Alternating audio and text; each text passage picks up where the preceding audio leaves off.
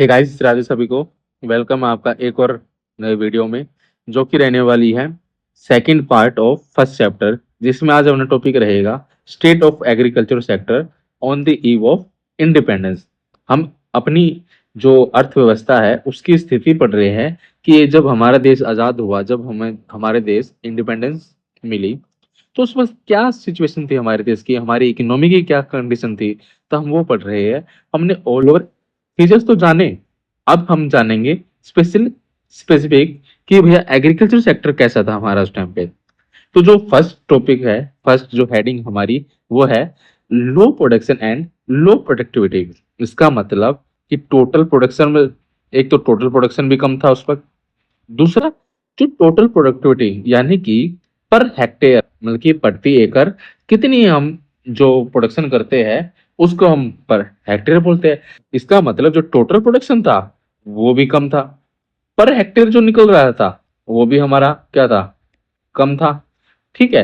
तो कुछ ऐसी सिचुएशन थी। इसका मतलब जब हमारा देश आजाद हुआ, लो प्रोडक्शन एंड प्रोडक्टिविटी देखी जा रही थी। प्रोडक्शन भी कम था, प्रोडक्टिविटी भी कम थी। तो मिल आगे क्या है, आगे है एक्सप्लोटिव लैंड सेटलमेंट सिस्टम। ये बहुत ही इंपॉर्टेंट टॉपिक रहेगा, क्योंकि ये एक अकेले तौर पे पूछ ले जाता है। ठीक है, जरूरी नहीं कि आपको क्वेश्चन आएगा कि भैया एग्रीकल्चर सेक्टर के क्या फीचर्स थे। नहीं, आपको सीधा पूछ ले जाएगा लैंड सेटलमेंट सिस्टम क्या है, जिसको हम फेमसली जानते हैं जमींदारी प्रथा। तो भैया इसको अगर हम देखें तो इसको हम एक यूनिक ट्रायंगुलर के नाम से जानते हैं। पहले क्या, गवर्नमेंट। दूसरा, ओनर ऑफ द सॉयल। तीसरा, टीलर ऑफ द सॉयल। ठीक है, ये तीन है। अब ये जो गवर्नमेंट होता था, ये क्या करता था भैया, इसको तो सिर्फ अपने उससे मतलब है। ये क्या था, ये अपना रियल ओनर था। ठीक है, ये क्या था, ये जोतने वाले थे, जो छोटे मोटे किसान होते हैं। आपको भी पता है, आपको आपने देखा होगा, किसी मूवी में देखा ही होगा। ठीक है, ये जो गवर्नमेंट होता था ये इस पे टैक्स लगाता था, ये टैक्स इस पे लेते थे। अब ये जो जमींदार होते थे, ये क्या करते थे, ये टीलर से जितना चाहे उतना ले सकते थे। ऐसा ये गवर्नमेंट ने बोल दिया था कि भैया हमें अपनी जो हमने फिक्स किया हुआ है टैक्स, हमें उतना चाहिए आपसे। अब हमें नहीं पता आप जो टीलर्स है या फार्मर्स है उससे आप कितना ले रहे हो, वो आपका हेडेक है, हमारा कोई हेडेक नहीं है। तो कुछ ऐसा ही सिस्टम था ट्रायंगुलर, जिसको हम जमींदारी प्रथा या फिर लैंड सेटलमेंट सिस्टम के नाम से जानते हैं। देखिए, it's a unique triangular regular system between government, the owner of the soil and tiller of the soil. इसका मतलब, और ये जो खास तौर पे कहाँ पे, बंगाल प्रेसिडेंसी में थी। ठीक है, इसके फीचर्स देख लेते हैं। जमींदार वर्ग क्या थे, permanent owner of the soil, मतलब कि भैया वो थे, मालिक थे उसकी जमीन के, स्थायी रूप से मालिक थे। ठीक है, दूसरा कह रहे हैं भैया कि जो जमींदार जो होते थे, उनको एक फिक्स अमाउंट देना होता था, किसको, गवर्नमेंट को, एज ए लैंड रेवेन्यू। ठीक है, ये मैं बता चुका हूं अभी ऊपर। और ये भी बताया था कि जमींदार were free to extract as much as good. इसका मतलब वो चाहे जितना भी टीलर से ले सकते हैं, उन पर किसी भी कोई बात का दबाव नहीं है। तो अब आप सोच सकते हो कि जो हमारे फार्मर्स थे उनका किस तरह से शोषण किया जा रहा होगा। कई सारी मूवियों में भी दिखाया जाता है। स्पेशली एक मूवी थी मदर इंडिया, अगर आप लोगों ने देखी, बहुत पुरानी मूवी है, शायद ही किसी ने देखी होगी। उसमें भी फार्मर्स का, बहुत सारी जो बॉलीवुड की मूवी है उसमें दिखा रखा है कि फार्मर्स का किस तरह से शोषण किया जा रहा था। उनको सिर्फ और सिर्फ खाने भर भी नहीं दिया जाता था, कई बार तो ऐसा हो जाता था। तो देखते हैं आगे। आगे क्या है, forced commercialisation of agriculture sector. इसका मतलब कि जो, अब मैंने लास्ट वीडियो में बात की थी, क्या किया था कि जो उस वक्त एग्रीकल्चर था ना, वो सिर्फ सब्सटेंशियल फार्मिंग पे अटका हुआ था। इसका मतलब जो भी कृषि कर रहा था वो सिर्फ और सिर्फ अपने गुजर बसर के लिए कर रहा था। अपने ये बेचने वेचने का तो मतलब ही नहीं था उस वक्त। तो ये जो कमर्शियलाइजेशन है, जहाँ पे कृषि का व्यापारीकरण, ये स्टार्ट कहाँ से हुआ, ये स्टार्ट हुआ भाई अंग्रेजों द्वारा। अंग्रेजों ने क्या किया, जो अंग्रेज थे वो हमको फोर्स करने लगे कि भैया आप इन सब चीजों को छोड़ो, ये गेहूं अनाज चावल छोड़ो छोड़ो, कॉटन वगैरह छोड़ो। अब आप वो चीज उगाओ जिसकी डिमांड है मार्केट में।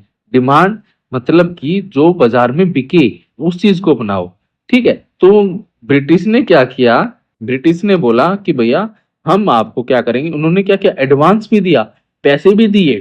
ठीक है, और फोर्स भी किया कि भैया अब आपसे कैश क्रॉप उगाओगे, जिसमें एक इंडिको बहुत ही ज्यादा फेमस था, जिसका यूज किया जाता था ब्लीच बनाने में, ठीक है। और वो ब्लीच कहाँ यूज होती थी? क्लॉथ इंडस्ट्री में यूज किया जाता था। तो आप समझ सकते हो कि किस तरह से फोर्स किया जाता था कमर्शियलाइजेशन ऑफ एग्रीकल्चर के लिए, ठीक है। अगला क्या है? अगला है lack of investment in agriculture है।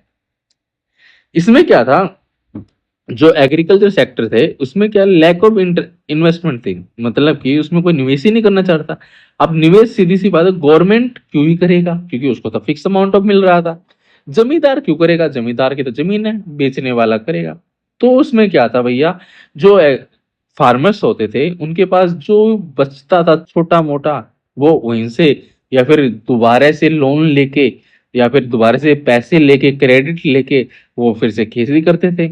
उनको फिर वो मलाई ऊपर वाले चाट जाते थे, वो बेचारे और गरीब, ऊपर वाले और अमीर होते जा रहे थे।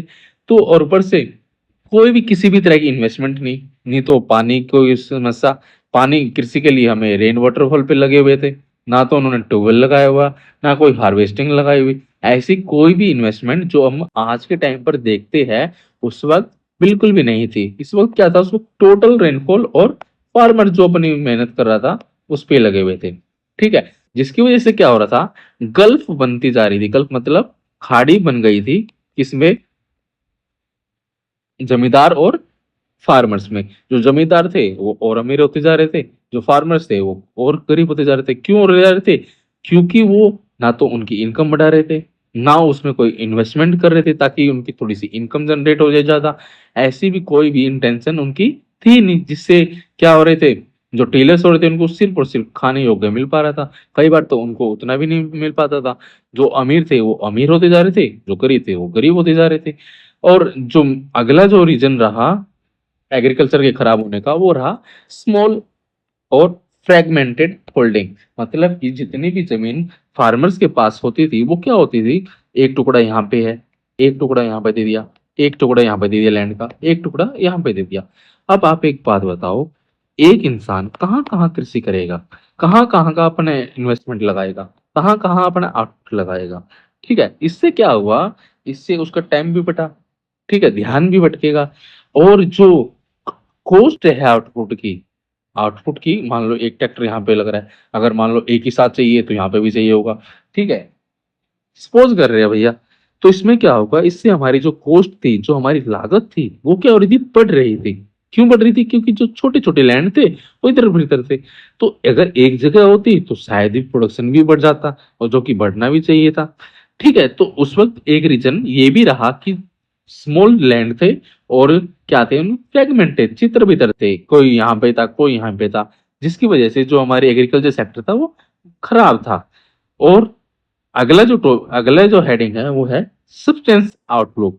मतलब कि जो एग्रीकल्चर सेक्टर था उसकी स्थिति इसलिए भी खराब थी क्योंकि जो हमारा मेजर आउटलुक था, जो दृष्टिकोण था हमारे फार्मर्स का, वो ये था कि भैया हमें बस अपना गुजर बसर करना है, हमें हमें बेचने वेचने से कोई मतलब नहीं है, ठीक है। हमें बस अपनी जो बेसिक नीड्स है उसको पूरा करना है, उसी को कंप्लीट करना है, और हमको कुछ चाहिए नहीं है। तो भैया ये था हमारा सेकंड टॉपिक, सेकंड वीडियो। और मिलते हैं आपको नेक्स्ट वीडियो में। भैया चैनल को सब्सक्राइब कर देना, ठीक है। तब तक के लिए आपका धन्यवाद। चैनल सब्सक्राइब करोगे तो भैया मोटिवेशन हमारा बढ़ेगा, जिससे हम जल्दी जल्दी वीडियो लेके आएंगे। तब तक के लिए थैंक यू। मिलते हैं आपको नेक्स्ट वीडियो में।